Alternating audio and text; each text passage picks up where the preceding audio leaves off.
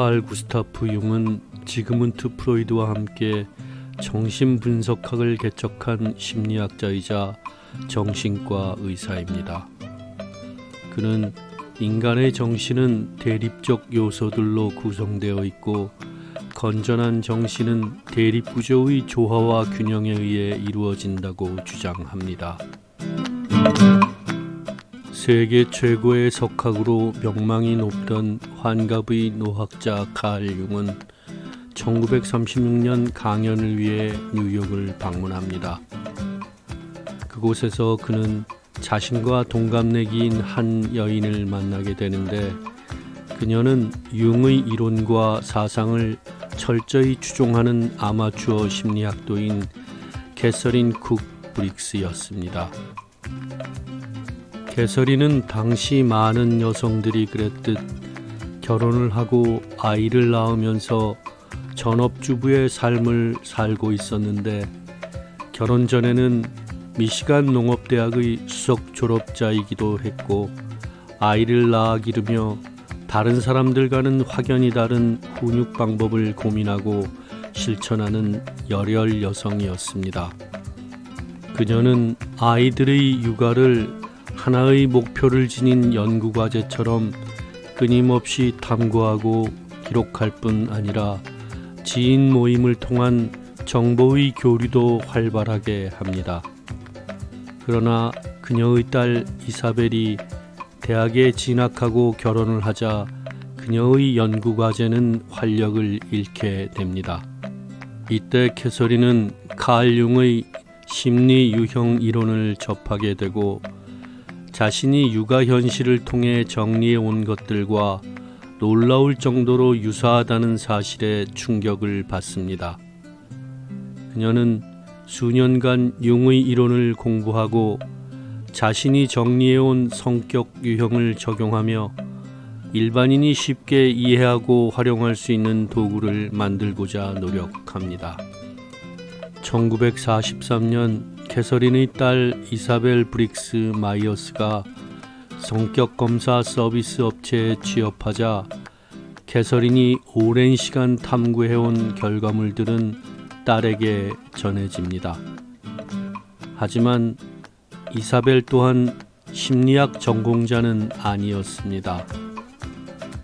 어린 시절 엄마의 홈스쿨링을 받으며 성장했고 대학에서는 정치학을 전공했으며 성격검사 서비스 업체 취업 전까지는 아직 일어나지 않은 살인이라는 통속 추리 소설을 쓴 작가로서의 경력이 있을 뿐이었습니다. 1940년대 중반은 제2차 세계대전의 여파로 이전 세대와는 비교할 수 없을 정도로 많은 여성들이 일터로 나왔고 직장에서는 그녀들을 각자의 적성에 맞는 일거리와 매칭시키기 위한 프로그램을 필요로 했습니다.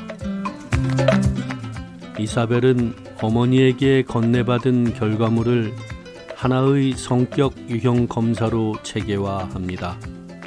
그리고 자신의 이름 마이어스와 어머니의 이름 브릭스를 포함한 MBTI라 명명합니다. 오늘날 한국인들에게 있어서 MBTI는 그야말로 인간 유형을 나누는 절대적 분류 조건입니다. 대형 포털 사이트의 인물 소개란에 MBTI가 중요 항목으로 들어가 있고 TV 각종 프로그램에서는 MBTI로 연예인들의 성향을 규정합니다. 특히 젊은 세대들에게 있어서는 인간관계에 영향을 미칠 정도로 중요한 요소로 작용하기도 합니다. MBTI가 득세하기 전만 하더라도 혈액형을 인간 성격을 가르는 중요 기준으로 내세우는 경우가 많았습니다. 영화나 대중가요에서도 B형 남자, 난 A형이잖아 따위로 소심함과 도전의식, 포용력 등등을 혈액형과 매칭시켜 기정사실화하고 심지어는 유명 여가수가 나와 자신은 특정 혈액형을 가진 사람과는 의미 있는 관계를 만들지 않는다라는 이야기를 공공연하게 하기도 했습니다. 혈액형 성격서를 대중심리학이라 신봉하는 나라는 전 세계 수많은 나라들 중에 일본과 한국뿐이며 한국을 방문하기 전까지 자신의 혈액형을 몰랐다는 외국인이 대부분입니다. 일본 제국주의 시절인 1927년 우생학자인 후루카와 다케지의 혈액형에 의한 기질 연구라는 논문을 통해 처음으로 혈액형을 특정 성격과 짝짓기하고 인종 간의 우월함과 열등함을 가르는 데 악용하게 됩니다. 단도직입적으로 혈액형 성격설은 유사과학일 뿐 아니라 비과학입니다. 심한 경우 인간을 차별하는 나쁜 기준으로 작용합니다. 유일하게 혈액형 성격설을 학문적으로 연구하는 분야는 심리학인데 그 주제는 왜 사람들은 이런 말도 안 되는 말을 믿는가라고 합니다. 2020년을 기점으로 MBTI가 유행을 하면서 혈액형 성격설의 인기는 급격하게 떨어집니다. 그러나 MBTI 역시 전문 심리학자의 결과물이 아닌 그저 뛰어난 열정을 지닌 어머니와 그것을 필요에 의해 상업적으로 활용해야 했던 추리소설 작가 딸의 합작품으로 비과학적이고 현대 심리학과도 동떨어져 있는 것이 사실입니다. 한마디로 혈액형 성격설과 MBTI는 절대적인 것이 아닌 하나의 유행의 산물인 것입니다.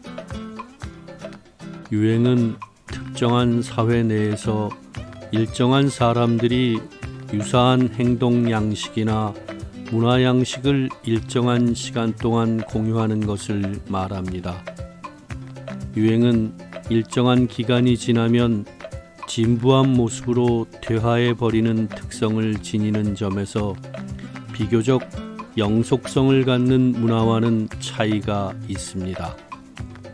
유행에는 음식과 옷, 노래 등 다양하지만 역사적으로 패션과 헤어스타일만큼 유행에 민감한 것은 없었습니다. 인터넷 매체가 엄청난 영향력을 지니고 있는 오늘날도 역시 유명인의 행동 양식, 특히 옷차림이나 머리 모양을 따라하려는 열망은 그 무엇보다 우선하는 것으로 보입니다. 우리가 절대적이라고 믿는 것이 진실이 아닐 수도 있습니다. 다른 한편 진실이 아님을 알지만 그저 모두가 따르기에 동조하는 것도 이해할 수 있습니다. 그러나 인간을 구분하고 규정하는 것이 자칫하면 우등함과 열등함으로 차별을 만들어내고 우리 편과 다른 편으로 적대적인 미움을 정당화할 수 있는 것입니다.